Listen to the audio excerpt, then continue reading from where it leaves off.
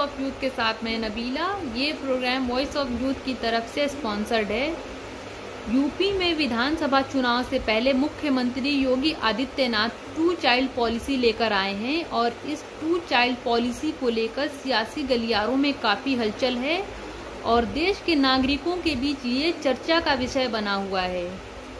इस 2 child policy के क्या प्रावधान हैं और इसका क्या असर होगा, आज के इस प्रोग्राम में हम इस पर बात करने वाले हैं। 9 जुलाई को राज्य सरकार की तरफ से एक ड्राफ्ट पेश किया गया और 19 जुलाई तक लोगों से इस पर सुझाव लिए जाएंगे कि इसमें किस तरह के प्रोविजंस ऐड किए जाने चाहिए या किस तरीके से इसे प्रभावशाली तरीके से लागू किया जा सकता है। योगी सरकार द्वारा पेश किए गए इस बिल में ये कहा गया है कि 2 से ज्यादा बच्चों वाले नागरिकों को किसी तरह की सरकारी सुविधाएं या सब्सिडी वगैरह नहीं मिल पाएगी। वहीं अगर किसी के 2 बच्चे हैं तो उन्हें सरकार की तरफ से प्रोत्साहन मिलेगा। इस बिल में ये कहा गया है कि अगर 2 बच्चों के पैदा होने के बाद से माता या पिता में से कोई भी अपनी मर्जी से नसबंदी कराता है तो उसे राज्य सरकार की तरफ से प्रोत्साहन मिलेगा, यानी उसे इलेक्ट्रिसिटी या बिजली के बिल में छूट मिलेगी, वेतन में वृद्धि की जाएगी और 1 साल के लिए मैटरनिटी या पैटर्निटी लीव दी जाएगी और इस दौरान उनका वेतन मिलता रहेगा। 2 से ज्यादा बच्चों वाले नागरिक किसी तरह के लोकल बॉडी के चुनाव नहीं लड़ पाएंगे और ना ही उन्हें सरकार की तरफ से कोई सब्सिडी दी जाएगी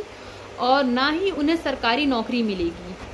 योगी सरकार का कहना है कि भारत की सामाजिक और आर्थिक स्थिति को देखते हुए ही इस बिल को लाया गया है ताकि नागरिकों की बुनियादी जरूरतें पूरी की जा सकें और नागरिकों की बुनियादी जरूरतें पूरी हो सकें, इसके लिए इस बिल को लाना काफी जरूरी था। कहा जा रहा है कि इस बिल को पास करने के बाद से हर प्राइमरी हेल्थ सेंटर पर मैटरनिटी सेंटर बनाए जाएंगे और इन सेंटर्स और एनजीओज की मदद से लोगों में जागरूकता फैलाने का काम किया जाएगा और ये सेंटर्स लोगों में कंट्रासेप्टिव पिल्स या कॉन्डोम वगैरह का डिस्ट्रीब्यूशन इनकी हेल्प से किया जाएगा।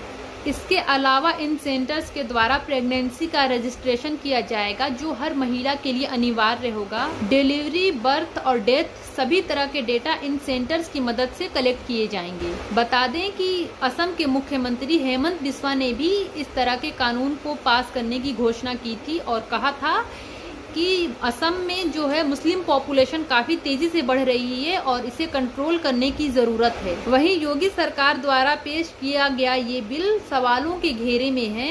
हालांकि उत्तर प्रदेश की जनसंख्या अभी 240 मिलियन है जो ब्राजील जैसे देश की जनसंख्या से ज्यादा है। सरकार द्वारा पेश किए गए इस बिल को लेकर लोग सवाल उठा रहे हैं कि 1993 से 2016 के बीच के आंकड़ों को देखें तो 1993 से 2016 तक जन्म दर लगातार घट रहा है, तो ऐसे में इस बिल को लाने का कोई मतलब नहीं है। जन्म दर में कमी सिर्फ यूपी में ही नहीं बल्कि पूरे देश में ही देखने को मिल रही है। नेशनल फैमिली हेल्थ सर्वे 2020 के रिपोर्ट को देखें तो भारत के कुल 14 से 17 राज्यों में जन्म दर लगातार घट रहा है।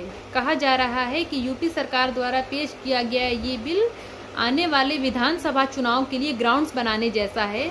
हाल ही में असम के मुख्यमंत्री हेमंत बिस्वा ने यह बयान दिया था कि असम में जो है मुस्लिम पॉपुलेशन काफी तेजी से बढ़ रही है जिसे कंट्रोल करने की जरूरत है। पॉपुलेशन जैसे मुद्दे को कम्युनलाइज करके भाजपा द्वारा ये एक तरह से वोट बैंक तैयार करने जैसा है। वहीं लोगों ने सवाल ये भी उठाया कि अगर इस बिल के प्रोविजन में थोड़ा सा चेंज करके लोकल बॉडी गवर्नमेंट के चुनाव से सस्पेंड करने की बजाय अगर इससे स्टेट लेजिस्लेचर का इलेक्शन कर दिया जाता तो भाजपा के 50% से ज्यादा विधायक इस कानून के उल्लंघन के दायरे में आ जाते। टाइम्स ऑफ इंडिया के आंकड़ों के मुताबिक यूपी के 397 विधायक जिनके डेटा मौजूद हैं उनमें से 304 भाजपा के हैं और ये 304 विधायकों में से 152 विधायक ऐसे हैं जिनके 3 बच्चे या 3 से ज्यादा बच्चे हैं।